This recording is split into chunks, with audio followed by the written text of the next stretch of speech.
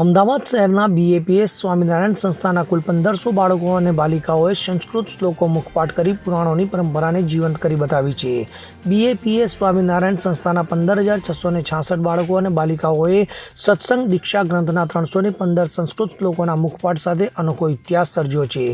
આજના આધુનિક યુગમાં ઇલેક્ટ્રોનિક ગેજેટ્સની દુનિયામાં લોકો ભારતીય સંસ્કૃતિની મુખપાઠની પરંપરાને ભૂલી ગયા છે. તો ભારતના ભવ્ય સાંસ્કૃતિક વારસા સામે દ્રષ્ટિ કરીએ તો જણાય છે કે ઋષિમુનિઓ આશ્રમમાં બાળપણથી જ બાળકોને મુખપાઠ દ્વારા સંસ્કારિત કરવામાં આવતા કે જેના પરથી તેમના ઉત્કૃષ્ટ ભવિષ્ય કંડારવાનો એક મજબૂત આધાર તૈયાર થતો હતો. તેમાંથી જ ભારતને મહાન રાજાઓ, વિદ્વાનો, પંડિતો, વૈજ્ઞાનિકો અને ઋષિમુનિઓ મળ્યા છે. ત્યારે આજે ટેકનોલોજીના અસંયમિત ઉપયોગથી સુસંસ્કારોને ભૂલતા આ યુગમાં મુખપાઠની પરંપરાથી આજના બાળકો ગભરાઈને દૂર રહેવાનું પસંદ કરે છે. પરંતુ આપણી સનાતન વૈદિક પરંપરાને બીએપીએસ સ્વામિનારાયણ સંસ્થાના વર્તમાન ગુરુવર્ય પરમ પૂજ્ય મહંત સ્વામી મહારાજે ફરીથી જીવંત કરી બતાવી છે.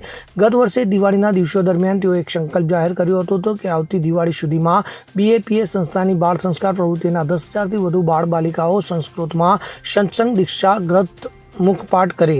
આ સંકલ્પ તેઓએ એક પત્રના માધ્યમ દ્વારા તેઓએ વ્યક્ત કર્યો હતો.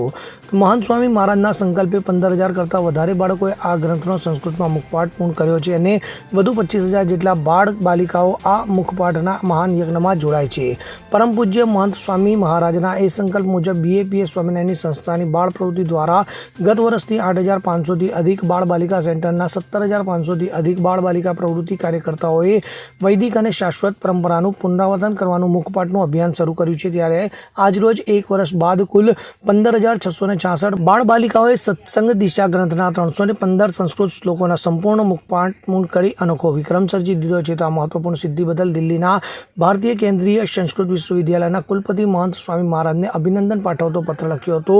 જેમાં તેઓએ જણાવ્યું કે સંભવતઃ એક વિશ્વ વિક્રમ છે જેમાં 3 વર્ષથી લઈને 13 વર્ષ સુધીના 15,000થી વધુ બાળકોએ સમગ્ર સંસ્કૃત ગ્રંથનો મુખપાઠ એક વર્ષમાં પૂર્ણ કર્યો છે.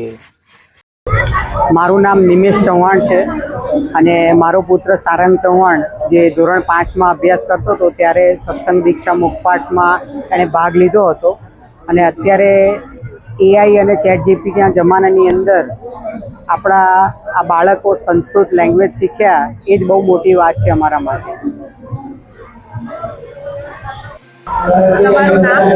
મારું નામ પ્રતિતિ નીતિનભાઈ ચંદ્રવાડિયા છે. તમે આખો સત્સંગ દીક્ષા ગ્રંથ આખો મોઢે કર્યો છે, તમને એનાથી શું ફાયદા થયા? આ સત્સંગ દીક્ષા ગ્રંથ મોઢે કરવાથી એટલા બધા ફાયદા થયા છે. ભણવામાં તમારું કોન્સન્ટ્રેશન મારું બહુ જ વધી ગયું છે અને આ નિયમ ધર્મની દ્રઢતા થાય છે કે આપણે નિયમો કઈ રીતે પાળવા, શું કરવું, શું ના કરવું. આપણો સનાતન હિન્દુ ધર્મ એ વિશે આપણને ઘણી બધી જાણકારી મળે છે. મંદિર, શાસ્ત્રો, સંતો ઘણા બધા વિશે બહુ જ સારી જાણકારી મળે છે. આ તમે આટલી એટલે તમારા સ્ટડીઝ સાથે તમે મેનેજ કર્યું તો તમારા સ્ટડીઝ પર કોઈ અસર પડ્યો હોય આના લીધે? ના, સ્ટડીઝ પર કઈ અસર નથી પડી. એનાથી પણ ઊંધું સ્ટડીઝમાં વધારે એકાગ્રતા થઈ છે કે જેનાથી રિઝલ્ટ પણ સારું આવ્યું છે.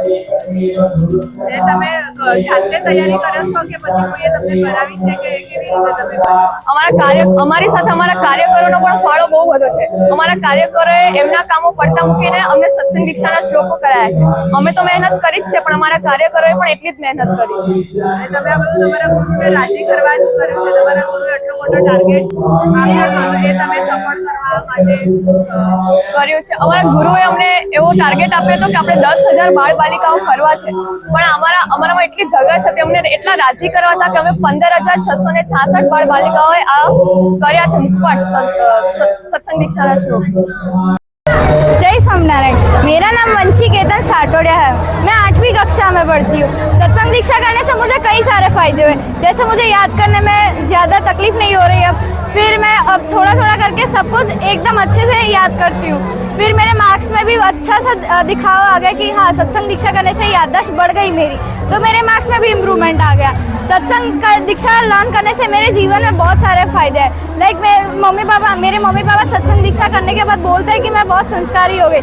मेरे कार्यकर्ता बोलते हैं कि मैं सत्संग में आगे बढ़ गई। सत्संग दीक्षा करने से मेरा ज्ञान भी बढ़ा। और मुझे सत्संग 3 साल से, प्रमुख स्वामी महाराज शताब्दी महोत्सव में मुझे सत्संग हुआ था, पर मोहन स्वामी महाराज की कृपा से मैं सत्संग दीक्षा भी करती हूँ, सभा भी चलाती हूँ और सत्संग में भी आ गई हूँ। जय स्वामीनारायण।